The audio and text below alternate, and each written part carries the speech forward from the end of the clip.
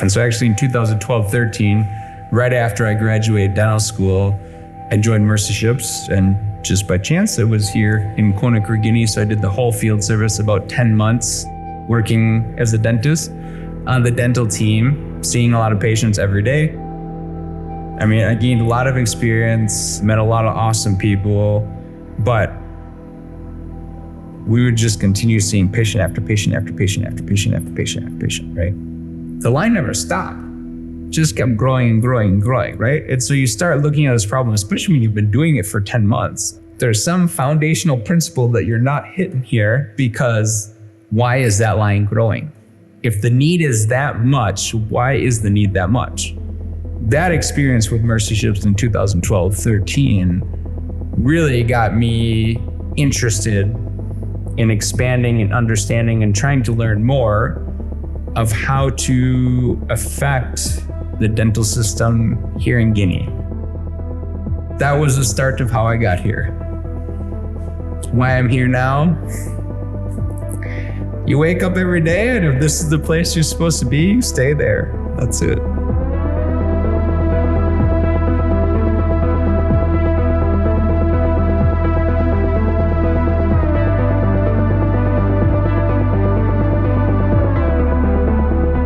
We decided to do our dental program at the dental school. So initially we just renovated the space. They allowed us to use a room for our normal Mercy Ships dental program. And then during the field service, the dean at the time asked if we could incorporate some of the students into our program so they can get some experience in clinic. And that was kind of the birth of how we really started forming a true partnership with the university and the dental department. The reason we have started focusing more on dental education here in Guinea is you notice there's a huge problem with the health workforce gap. In the US, we're used to one dentist per 2,000, 3,000, 5,000 people. You go to some African countries, you're at 1 per 1 million. And so that is the issue that you have, is you can't even really start talking about dental being functional and developed and be able to treat the population, because you don't even have a health workforce to start that conversation. If you don't have dentists in country, you can't provide dental treatment, okay? You cannot have dentists in country unless you have a dental school. So that is the big focus of why we're here at the dental school. The problem was, because of resource constraints in the department, they were having more problems with the clinical training experience side for the students. Parce qu'au cours de notre formation, on n'avait pas du tout suivi des formations pratiques. C'était littéraire. You can have 50 dentists, but if they don't have the experience in clinic, if they don't have the experience with patients, you're going to graduate a lot of dentists. You're going to have a great improvement in health workforce to population.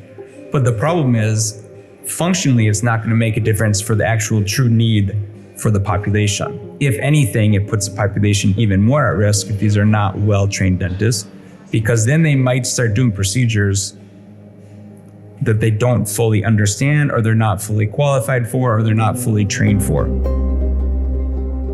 Il y a eu une de mes tantes qui a eu une douleur dentaire. Nous sommes partis à l'hôpital, mais l'extraction a été très difficile. D'accord?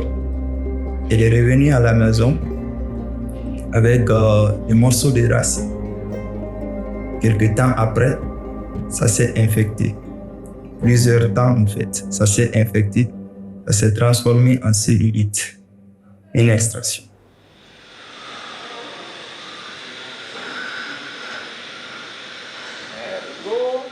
Donc, j'ai vu ça comme une chance pour moi de venir suivre la formation afin d'être prêt pour pouvoir aider la population.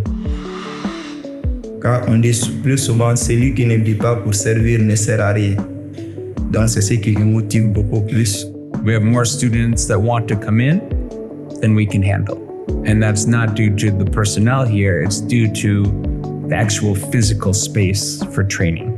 So we are expanding the dental school by creating a clinical training center. right? And that's doubling the amount of dental chairs, along with tripling, quadrupling the amount of dental radiology areas, and then we'll be tripling, quadrupling the size of the dental simulation space for students. And those are kind of the areas we've seen over these past 3-4 years that make the biggest impact of improving the clinical skills for students. Donc, je pense que pour moi, c'est déjà une bénédiction divine que nous ayons eu l'opportunité de développer le département à ce point. Je pense que pour moi, c'est plus qu'une joie, c'est un rêve qui se réalise. Through this journey and pathway with the dental school, we realized that they were lacking specialists in specific areas in the fields of dentistry. Nous avons longtemps souffert des difficultés du manque d'enseignants spécialistes.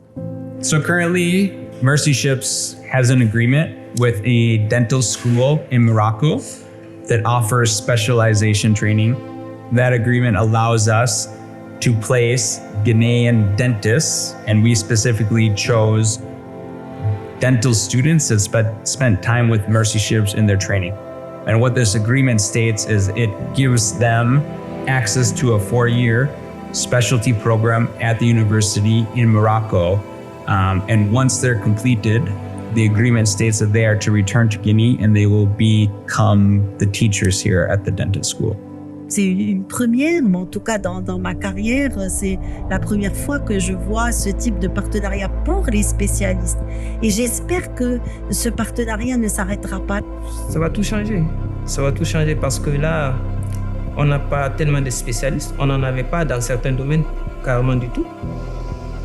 You very rarely find a group of people like that are willing to dedicate and work hard and focus and do whatever is necessary to make big changes in themselves, to make big changes for the school, and also have that understanding that everything they're doing is going to make a big change for the Guinea dental system.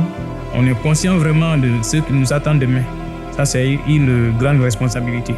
Je veux travailler dur parce que la seule manière de les remercier, c'est de travailler dur, rentrer au pays et servir. J'ai hâte de terminer cette formation et rentrer chez moi, partager la formation que nous avons reçue ici. Parce que le besoin est là-bas, on connaît les besoins, on connaît les problèmes, je pense qu'on saura les solutions. Ce sont des médecins dentistes absolument formidables. Ils ont une volonté d'apprendre, une soif d'apprendre et ils sont vraiment très sérieux. Je pense qu'ils seront les bons profils pour être de bons professeurs dans le futur.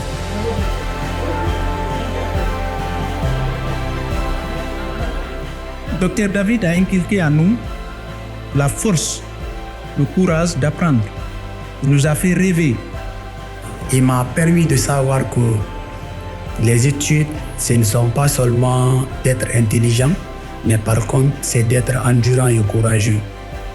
Ça a déjà changé notre mentalité de voir notre profession. Ça nous a donné le goût d'avancer. Ça nous a donné le goût d'aller plus loin.